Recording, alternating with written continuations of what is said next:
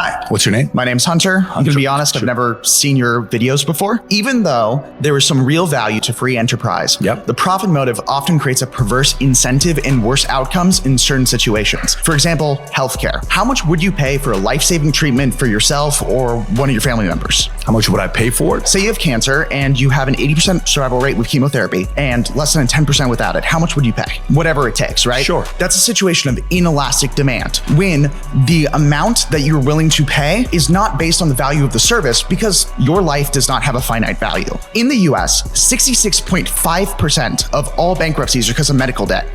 In most other developed nations, that number is way lower, if not zero. And at the same time, the US does not have one of the best healthcare systems in the world. We pay over $13,000 per capita. Meanwhile, Taiwan, which by most metrics has the best healthcare system and a national healthcare service, only pays about $2,500 per capita per year. So what does that tell you? That tells us that's wasted expenditure. Yes, that is a massively wasted expenditure.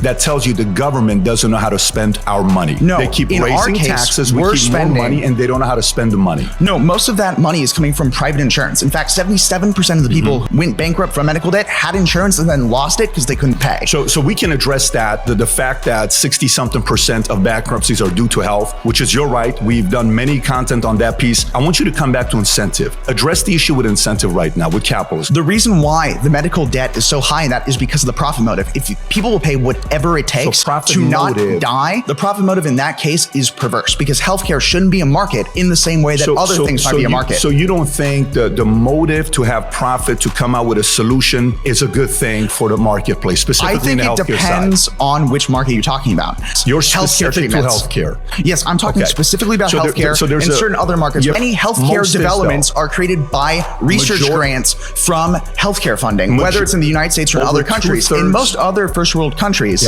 the result of medical research developments, which are massively outpacing that in the US now because of our inefficiency, because we have a market-based system for healthcare. A very basic question for you. Most of that is because of non-market-based systems. Basic question for you. If that's the case, it keeps going back to the same thing. If it's better in other places than it is here, why are Americans and others not going there? Why are people coming here? It's very basic. How much does a plane ticket cost? No, they have the money to go to different places. They don't, because they know America's the greatest country in the world. They know it. Appreciate you. Nice to meet you, by the way.